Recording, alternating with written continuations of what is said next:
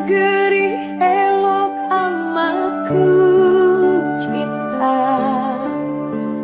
tanah tumpah darahku yang mulia, yang ku... Assalamualaikum warahmatullahi wabarakatuh. Perkenalkan, nama saya Cika Olivia dari kelas 10 AKL 1, nomor absen 21.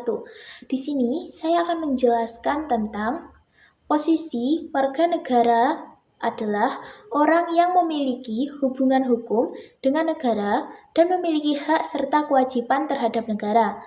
Posisi warga negara ditentukan oleh asas penentuan posisi status warga negara, yaitu 1. Asas penentuan posisi status warga negara. Yang pertama, asas jus sanguinis, yaitu asas ini menentukan bahwa seseorang menjadi warga negara karena keturunan atau darah. Artinya, seseorang menjadi warga negara karena orang tuanya juga warga negara.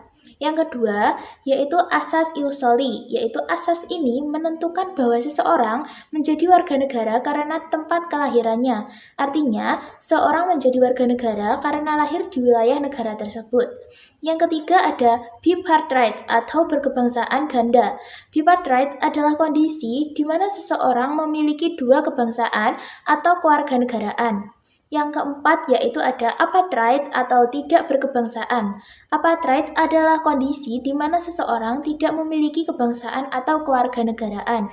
Yang kelima, ada asas kewarganegaraan yang berlaku di Indonesia, yaitu Indonesia menganut asas jus sanguinis dan ius soli. Artinya seseorang dapat menjadi warga negara Indonesia karena keturunan atau tempat kelahirannya. Yang kedua yaitu tugas dan tanggung jawab. Sebagai warga negara, kita memiliki tugas dan tanggung jawab, yaitu 1.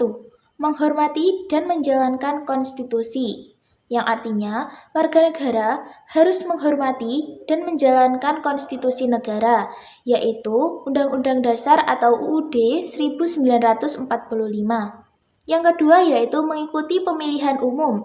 Artinya, warga negara memiliki hak dan kewajiban untuk mengikuti pemilihan umum dan memilih pemimpin negara. Yang ketiga yaitu membayar pajak, yang artinya warga negara memiliki kewajiban untuk membayar pajak dan mengikuti peraturan perpajakan. Yang keempat, menghormati hak-hak orang lain, yang artinya warga negara harus menghormati hak-hak orang lain dan tidak melakukan tindakan yang merugikan orang lain.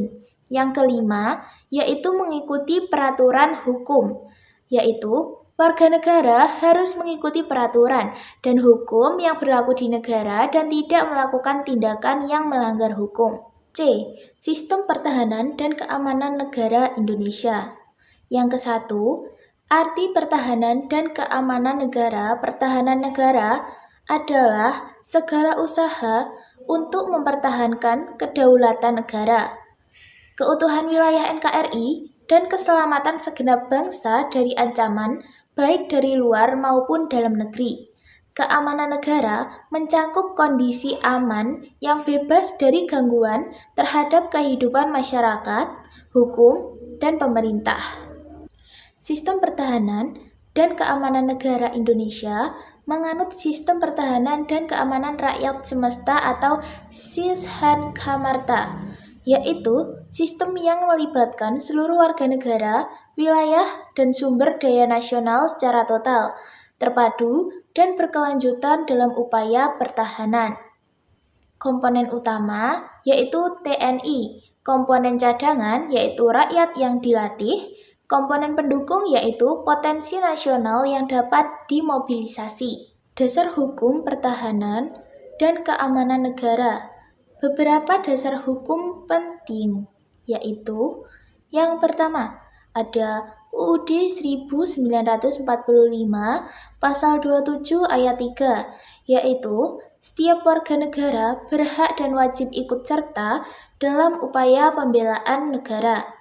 Yang kedua, yaitu ada pasal 30 UUD 1945, yaitu mengatur hak dan kewajiban bela negara serta peran TNI dan Polri. Yang ketiga, yaitu ada UUD nomor 3 tahun 2002 tentang pertahanan negara, UU nomor 34 tahun 2004 tentang Tentara Nasional Indonesia atau TNI. Pembangunan nasional di bidang pertahanan dan keamanan negara. Pembangunan bidang pertahanan dan keamanan diarahkan untuk 1. Meningkatkan kekuatan pertahanan negara melalui modernisasi alutsista. 2. Meningkatkan kemampuan SDM TNI dan Polri. Yang ketiga, mendorong peran serta masyarakat dalam ketahanan nasional. Yang keempat, yaitu ada membangun sinergi antara TNI, Polri, dan komponen pendukung lain demi stabilitas nasional.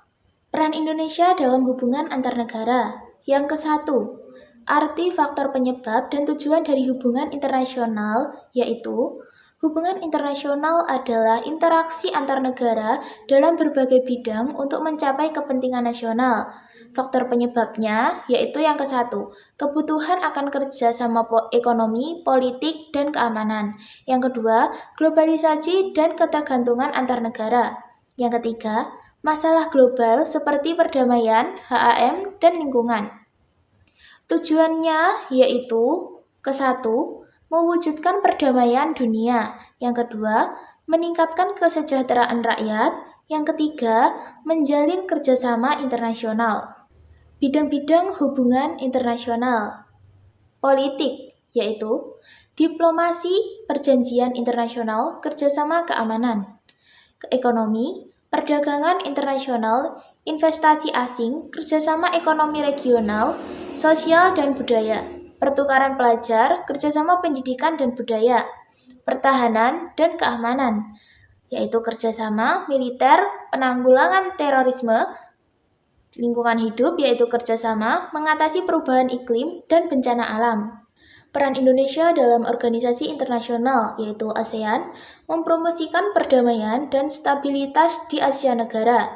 PBB aktif dalam misi perdamaian, HAM, dan pembangunan berkelanjutan. OKI yaitu mendukung kerjasama negara-negara Islam. G20 yaitu berkontribusi dalam isu ekonomi global. NAM yaitu gerakan non-blok, yaitu menjaga kemandirian dan netralitas dalam konflik dunia. APEC yaitu mendukung perdagangan bebas dan investasi di kawasan Asia sampai Pasifik. Nilai-nilai Pancasila dalam pembangunan nasional, yaitu yang ke-1 ada nilai ketuhanan, menjadi dasar moral dan spiritual dalam pembangunan, menghormati kebebasan beragama, menjunjung toleransi antar umat beragama. Pembangunan diarahkan untuk tidak bertentangan dengan nilai-nilai agama. Yang kedua, yaitu ada nilai kemanusiaan. Artinya, menempatkan manusia sebagai pusat pembangunan, menjunjung tinggi hak asasi manusia, keadilan, dan kepedulian sosial. Pembangunan harus menghindari diskriminasi dan penindasan. 3. Nilai persatuan, yaitu pembangunan dilaksanakan untuk memperkuat keutuhan dan integrasi bangsa, menghindari sikap sektarian dan lebih mengedepankan kepentingan nasional, menumbuhkan rasa cinta tanah air dan semangat kebangsaan. Yang keempat yaitu ada nilai kerakyatan. Pembangunan dilakukan secara demokratif dan partisipatif. Masyarakat dilibatkan dalam proses pengambilan keputusan. Pemerintah bertindak sebagai pelayan rakyat, bukan penguasa. Yang kelima yaitu ada nilai keadilan, yaitu pembangunan harus merata dan berpihak pada kelompok yang kurang beruntung. Distribusi hasil pembangunan secara adil, mengurangi kesenjangan sosial, mewujudkan keadilan sosial bagi seluruh rakyat Indonesia.